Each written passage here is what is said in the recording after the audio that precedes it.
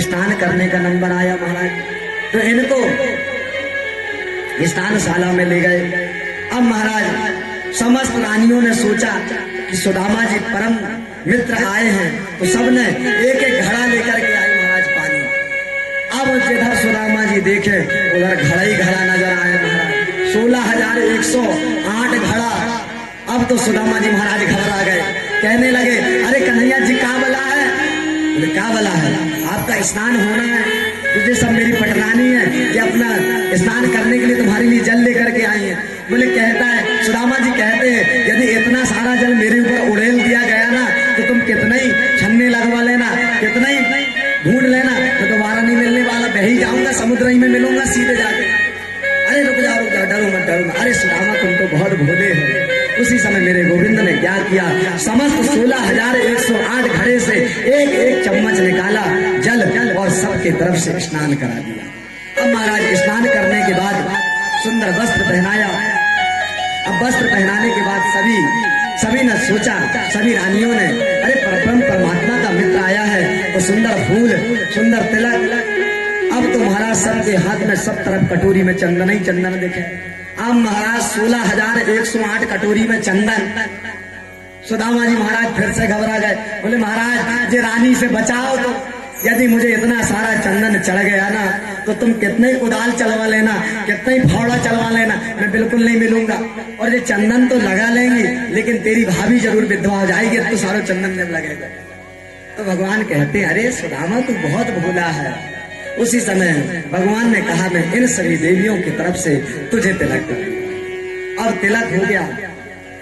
तिलक होने के बाद में बोले आ चल मैं तुझे अपनी रानियों से परिचय कराऊं। अब महाराज आशीर्वाद देना प्रारंभ किया। अब सुदामा जी महाराज तो सादे बोले आशीर्वाद देना। बोले सौभाग्यवती भवा, पुत्रवान भवा, यशस्वी भवा, पुत्रवान भवा। अब एक गई, रुक्मणी जी गई। उसी समय जामवती जी आ गई। बोले जे कौन? बोले जे भी। अच्छा तेने दो ब्याह कर रखे और मुझे ये दो ब्याह बना लाए हो? अरे सुदामा जी तुम केवल आशीर्वाद दो, अभी फिर अपन बैठ के बात करेंगे ना। हाँ समय आ रहा हो रहा है, जगदीश जी कह रहे हैं। अब महाराज जब तैरन के लगे थे तो अब बिल्कुल 10-5 मिनट का समय और मिला। भैया क्षमा चाहूंगा, बड़ी दूर से आए हैं। अब क्या हुआ भैया सुनो, हमारे राजा और रानी सब लेट है। चलन दे पटनिया वाले भैया कह रहे चलन दे। देखे जो बोले ससुर महाराज तू तो बैठे ही हो गद्दी में, उतार तो सके नहीं, इतनी हिम्मत नहीं है। बोलो वृंदावन बिहारी लाल की जय। अब बाद में पहरा देना, मुकुट ही तो पहराने को कथा सुन रहे। अब बोले जैसे ही भगवान आशीर्वाद दे रहे हैं सुदामा जी महाराज। अब दूसरी पत्नी आई, तीसरी पर। अब सुदामा जी महाराज सौभाग्यवती भवा, पुत्रवान भवा, यशस्वी भवा देते देते महाराज 2-3-2,500 हजार कहीं पत्नियां निकली। अब तो सुदामा जी महाराज का गला सूखने लग गया। महाराज आशीर्वाद को शॉर्ट कर दिया, छोटा सा कर दिया, थोड़ा कम काटा। बोले अब कहने लगे सौभाग्यवती भवा, पुत्रवान भवा, सौभाग्यवती भवा, पुत्रवान भवा। अब 2-4 हजार रानी फिर निकली। अब तो बोले ऐसे काम नहीं चलेगा। अब तो कहने लगे सौभाग्यवती भवा, सौभाग्यवती भवा, सौभाग्यवती भवा। अब 2-4 हजार रानी और निकली। अब तो महाराज परेशान हो गए सुदामा जी। एक बार सिंहासन में खड़े होके देखे तो लाइन खत्म ही ना हो गए। अब फिर बैठ गए। अब तो कहने लगे भवा भवा भवा। अब जैसे 2-4 हजार और निकली तो सुदामा जी महाराज अब हाथ भी थक गया। महाराज जी सुदामा जी तो एक हड्डी के थे वैसे ही, अब केवल गर्दन हिलाने लगे। जाओ भाई, जाओ भाई। अब एक बार फिर से खड़े होकर देखा, कन्हैया देख सब कर तुझे रानी से बचा हुए। तो अरे सुदामा जी तुम बोलो तो सही क्या कष्ट है? अरे मैं इन सभी 16,108 पटरानियों का मैं स्वामी पति सबके तरफ से तुम्हें प्रणाम करता हूँ। इस प्रकार भगवान ने सुंदर इन्हें प्रणाम किया। और प्रणाम करने के बाद में अब महाराज सुंदर 56 भोग भोजन कराया। और भोजन कराने के बाद में सुदामा जी पूछते हैं अरे मित्र तेरी विवाह नहीं हुआ क्या? तो सुदामा जी मुस्कुराए। और मुस्कुराते हुए कहा वाह लाला तुमने इतने सारी ब्याह कर ले, हम एक ब्याह ना करेंगे? लेकिन आज तेरी द्वारिका आए के हमें एक चीज को पता लग गयो। बोले हम सगे साड़ू भाई। बोले काई को? बोले एक देवी जो लक्ष्मी देवी थी वो तोय में आ गई, और जो दरिद्रता देवी थी वो मोए में आ गई। इस प्रकार मजाक में परिहास में सारा वृत्तांत जब सुना डाला, बोले मेरी भाभी भी आई है। बोले भाभी को क्यों नहीं लेके आया? सुदामा जी सोचते हैं मैं ही कैसे चला आया हूँ, मैं जानता हूँ। अच्छा, मेरी भाभी ने मेरे लिए कुछ ना कुछ जरूर भेजा होगा। अब सुदामा जी महाराज ने कन्हैया का इतना ऐश्वर्य देख लिया था, तो सुदामा जी को लगता है कि इतनी सारी पटरानी इनको देख रही हैं और इनके सामने मैं चावल निकाल करके दूंगा तो मेरे कन्हैया का कितनी बेइज्जती होगी, कितना इनको कष्ट होगा। कि बताओ, परब्रह्म परमात्मा जगत नियंता परमात्मा जिसके मित्र हों वो एक थोड़े से चावल लेकर के आया है। सुदामा जी महाराज अपनी ताक में चावल दबाए जा रहे हैं। नहीं कुछ नहीं भेजा है कहते हैं, लेकिन कन्हैया तो सर्व अंतर्यामी है ना। उसी समय देखिए, जब से सुदामा जी चले हैं, जब से वो पोटरी को कांख में दबाए हुए हैं कन्हैया, ये सुदामा जी क्यों नहीं निकाल रहे? कोई डर है कि बोले इतना बड़ा वैभव भगवान का। जैसे ही भगवान ने खींचा तो कांख में इतनी देर से दबी थी पोटरी, जैसे ही पोटरी को खोला तो चारों तरफ इतनी दुर्गंध फैल गई कि रुक्मणी जी 4 कदम पीछे हट गई। लेकिन इसमें कन्हैया को कोई फर्क नहीं पड़ता। कन्हैया तो कहते आज प्रेम में डूबे हैं कन्हैया ने तुरंत उस चावल से, अरे वाह मेरी भाभी ने कितने बढ़िया तंडुल मुझे भेजे हैं, और तू कहता है मेरी भाभी ने कुछ नहीं भेजा है। मुझे पता था मेरी भाभी ने मेरे लिए कुछ ना कुछ अवश्य। अब तो सुदामा जी महाराज के चावल कन्हैया ने लिया, एक मुट्ठी पाया, और जैसे ही दूसरी मुट्ठी पाने के लिए तत्पर हुई, उसी समय दूसरी मुट्ठी भी पाने को हुए पा लिए। जब तीसरी मुट्ठी पुनः पाने के लिए हुआ, उसी समय रुक्मणी जी ने आकर हाथ पकड़ लिया। महाराज 2 ही मुट्ठी में तो आपने सब कुछ इनको नछावर कर दिया, 3 बार खा गए तो मुझे भी दे दोगे क्या? कुछ भक्तजन कहते हैं कि मानो रुक्मणी जी ने सोचा कि सुदामा जी जो परम भागवत है, इतने बढ़िया सुदामा जी कितने परम संत हैं, जिनके परब्रह्म परमात्मा चरण प्रक्षालन कर रहे हैं, इनका प्रसाद जब आया है तो केवल कन्हैया ही क्यों प्रसाद पावे, हम सब प्रसाद पाएंगे। तो एक भाव यह है कि उन चावलों को, एक मुट्ठी बचे शेष चावलों को टुकड़ा कर करके समस्त रानियों ने खाया, और थोड़े बहुत चावल बचा उसे भंडार में मिला दिया। संतजन कहते हैं कि मानो रुक्मणी जी ने इसलिए हाथ रोका कि भगवान की चिंता है, क्योंकि कच्चे चावल हम खाते हैं तो हम पेट दर्द होने लगता है। अब महाराज जी लीला पूरी हो गई। अब सुंदर वस्त्र अलंकृत इनको धारण कराया। दूसरा दिन हो गया तो सुदामा जी कहते हैं कन्हैया अब मुझे जाने दो, जाने की आज्ञा दो। तो आज कन्हैया इनको एक भी बार नहीं रोक रहे हैं। अब ये जाने को कह रहे हैं, ठीक है जाओ, कोई बात नहीं। बार बार कहते हैं कन्हैया ठीक है तो मैं जा रहा हूँ, मैं चला जाऊंगा। चले जाओ, कोई बात नहीं। ठीक है तो मैं जा रहा हूँ। आंगन तक जाते हैं, फिर वहां से कहते कन्हैया तो कुछ भूल तो नहीं रहा है? बोले नहीं मैं कुछ नहीं भूल रहा हूँ, जाओ। अब सुदामा जी महाराज थोड़ी दूर और जाते हैं। अरे कन्हैया तू कुछ भूल तो नहीं रहा? भाभी आभी को कोई संदेश तो? अरे नहीं तुम जाओ। अब तो सुदामा जी महाराज फिर वापिस आ गए। अरे कुछ भूल तो नहीं रहा है? अरे हाँ अरे भूल गया, इधर आओ। उसी समय रुक्मणी जी को आदेश दिया, रुक्मणी आवाज लगाया। तो सुदामा जी ने सोचा, क्योंकि देखो सुदामा जी चाहते नहीं है कुछ, लेकिन भाई जिसका परिवार जानते हैं कि सुशीला ने मुझे क्यों भेजा है, ये बात तो जानते हैं ना। तो उनको लगा कि कुछ लेन देन हिसाब किताब हुआ ही नहीं और भगवान मुझे जाने दे रहे हैं। उसी समय रुक्मणी को आवाज लगाया तो सुदामा जी समझ गए अब तो महाराज माल का समय आ गया। तो उसी समय रुक्मणी जी को आवाज लगाए, बोले सुदामा जी ने जो वस्त्र पहन के आए थे ना, वो अभी बाथरूम में खूटी में टंगे हैं, उनको लेकर। सुदामा ने सोचा ये क्या कह रहे हैं भगवान। उसी समय सुदामा को कहा, देख सुदामा मैं तेरे से रिक्स नहीं लेना चाहता, तू गहन जंगल से जाएगा, डाकुओं ने इन वस्त्रों को देखकर, इन आभूषणों को देखकर तुझ पर हमला कर दिया। मुझे इन वस्त्रों की चिंता नहीं, इन आभूषणों की चिंता नहीं, तू तेरे वस्त्र पहन करके जा।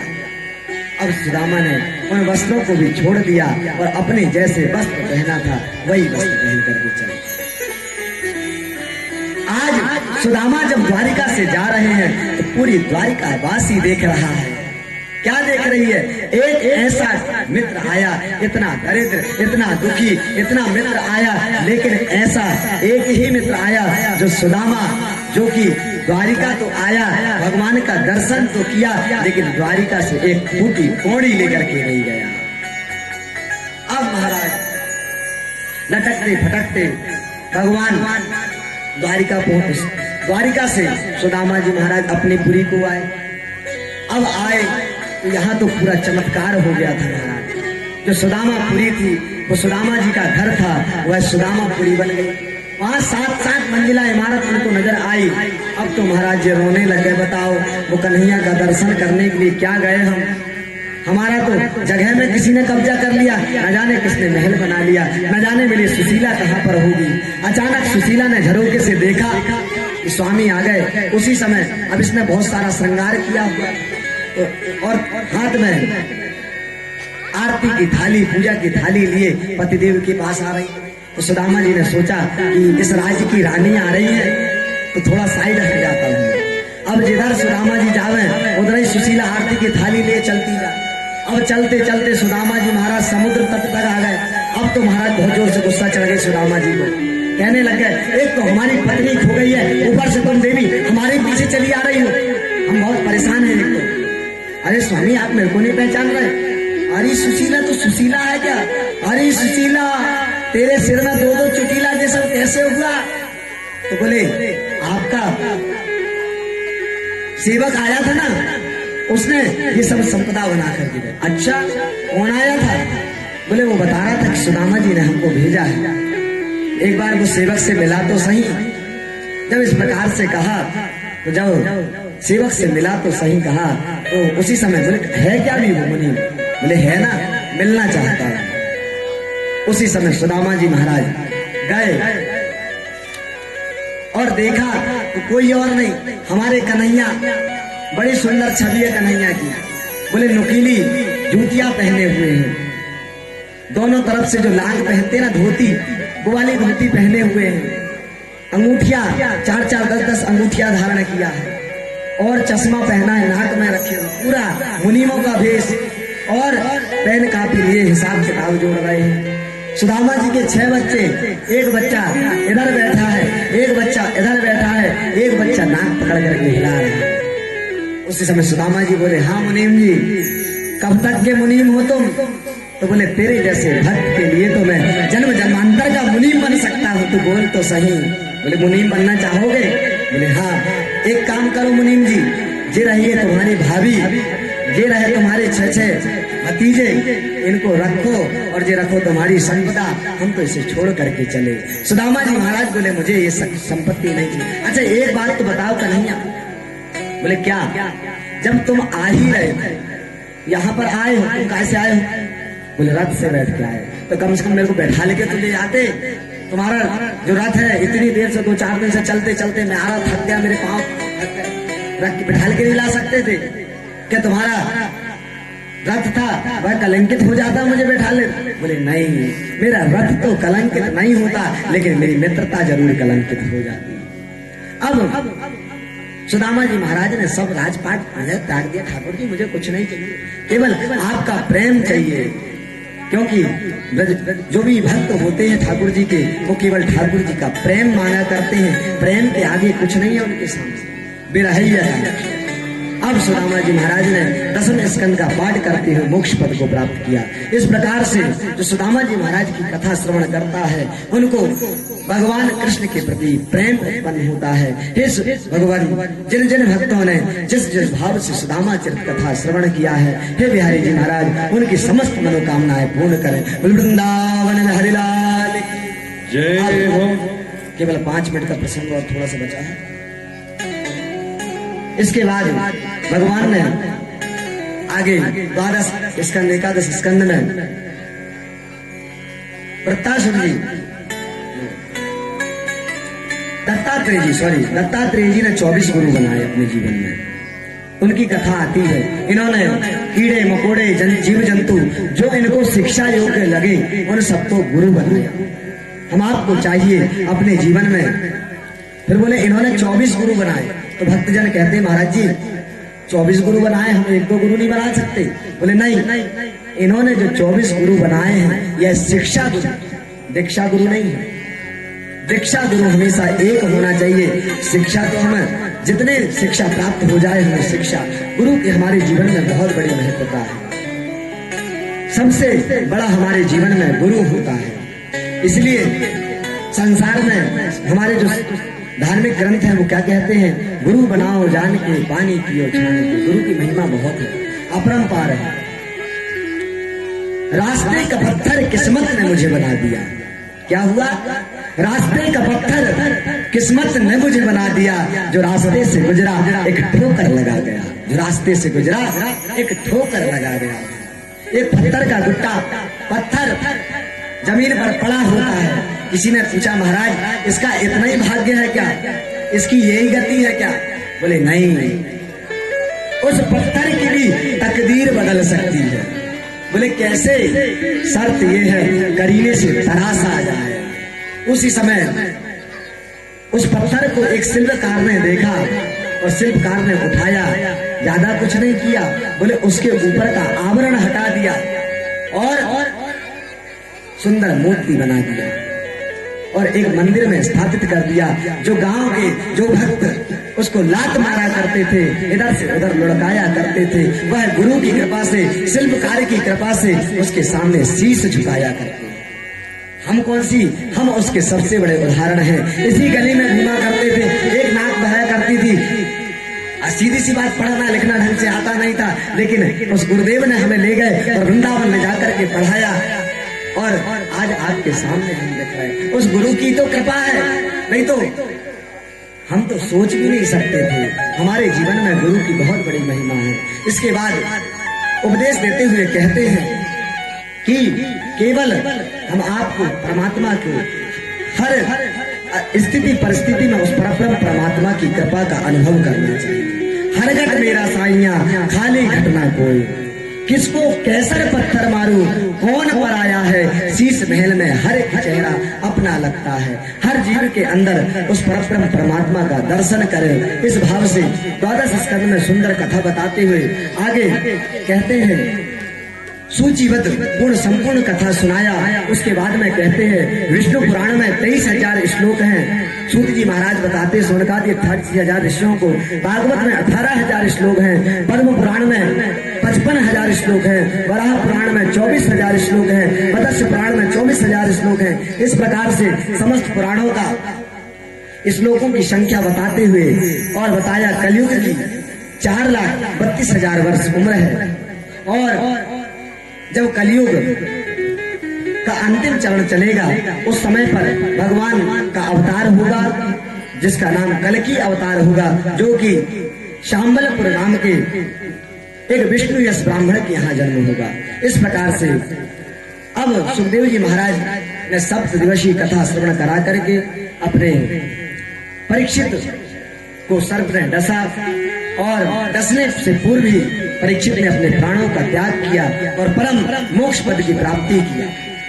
इस प्रकार से श्रीमद् भागवत कथा, देखिए कथाएं कभी पूर्ण नहीं हुआ करती, विराम हुआ करती है। इस प्रकार से आज अपनी कथा को विराम करते हुए केवल आप बोलेंगे तो केवल 2 मिनट लेना चाहूंगा, 5 मिनट, क्योंकि भाई आपके बीच में जो ये बैठे हैं ये साधारण नहीं है, उनको साधारण मत समझना। ये भागवत के मूर्धन्य विद्वान हमसे ज्यादा श्लोक जानते हैं और भाई 7 दिन तक के इन्होंने श्रीमद् भागवत का मूल पारायण किया। हिंदी में व्याख्यान करना कोई बड़ी बात नहीं है, लेकिन संस्कृत का पाठ करना, जो कि तेनेयम वांग्मयी मूर्ति प्रत्यक्ष वर्तते हरि, ऐसे हैं। इसलिए मैं चाहूंगा केवल इनका 2 मिनट में चाहूंगा कि आप इन भक्तों को उस परब्रह्म परमात्मा से जोड़ने के लिए केवल 2 मिनट आप लें और अपना आशीर्वाद इन भक्तों को प्रदान करें। जय जय श्री राधे। केवल 2 मिनट फिर आप